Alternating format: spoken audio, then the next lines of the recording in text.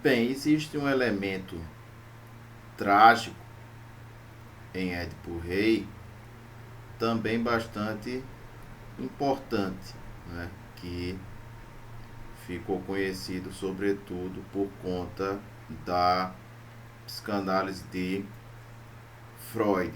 Freud que, apesar de ter tido as suas falhas, dimensionava tudo muito para a libido, para a questão dos instintos sexuais, né?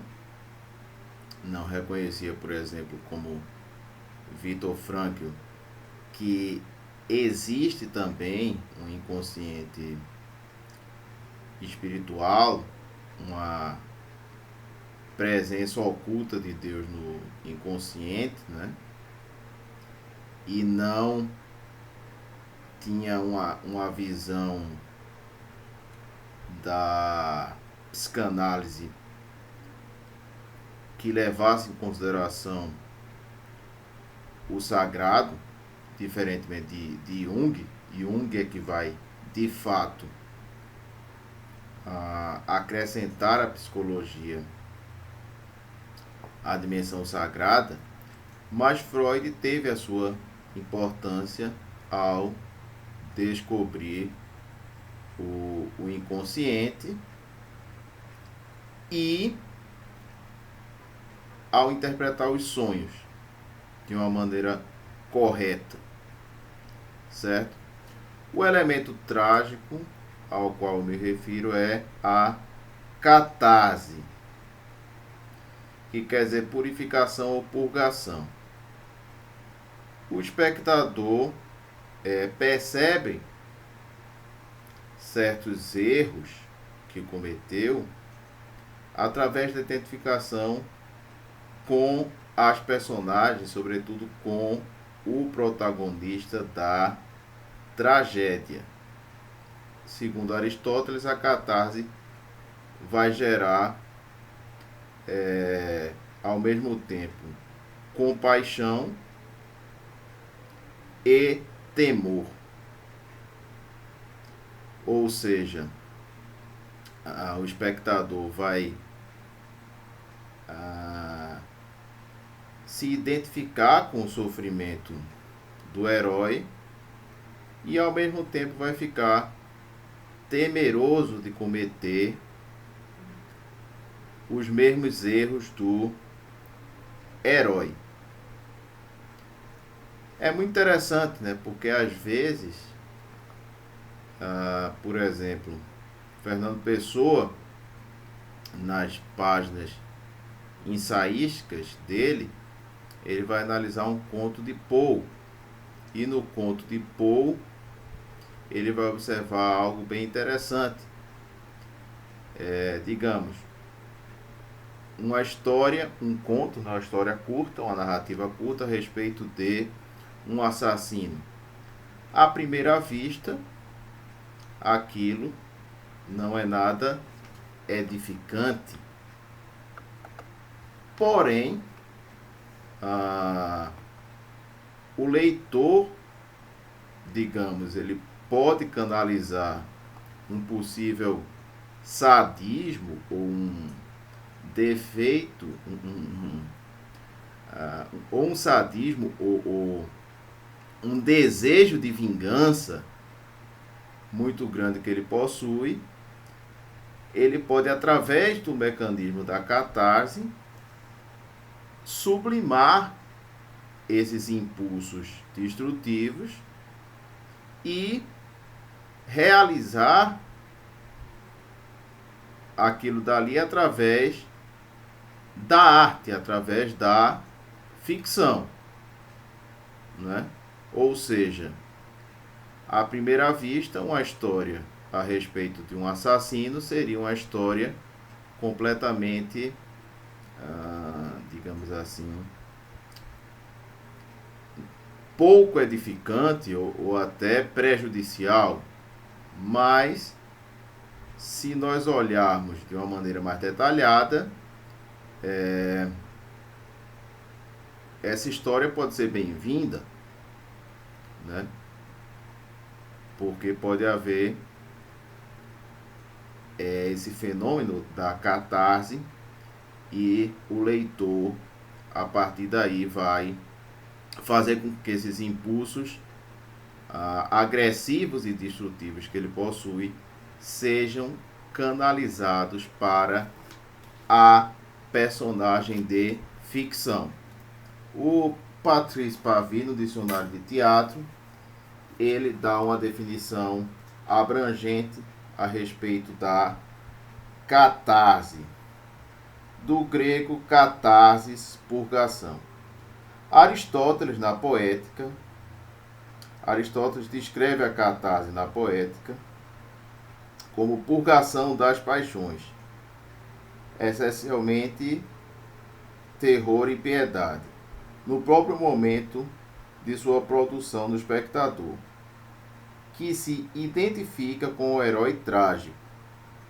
Em certa medida, ele não vai se identificar completamente com o herói trágico, porém ele vai se identificar em certa medida com o herói trágico, digamos, com o desejo de grandeza do herói trágico, né? Com a coragem do herói trágico,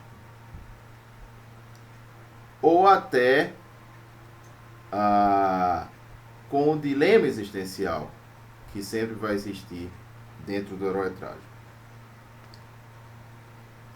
A catarse também quando é empregada a música no teatro. A catarse é uma das finalidades e uma das consequências da tragédia, que, abre aspas, provocando piedade e temor, opera a purgação adequada a tais emoções, diz Aristóteles na Poética, fecha aspas. Trata-se de um termo médico que assimila a identificação a um ato de evacuação e de descarga afetiva. Não se exclui daí que dela resulte uma lavagem, entre aspas, e uma purificação por regeneração do ego que percebe. Para uma história do termo, reportar-se a Watke, no artigo Catarsis, de 1955. Essa purgação, que foi assimilada à identificação e ao prazer estético, está ligada ao trabalho do imaginário e à produção da ilusão cênica. É interessante porque muitas vezes através da obra ficcional, e o teatro evidentemente é uma obra ficcional, o espectador ele pode realizar aquilo que ele não realizou em vida, não é? Então, neste sentido, tanto o teatro como o romance e o conto, sobretudo, eles têm uma função muito parecida com a função dos sonhos dentro da psicanálise, né? Porque os sonhos são mecanismos de compensação. Então, digamos, o sujeito ele se sente extremamente covarde.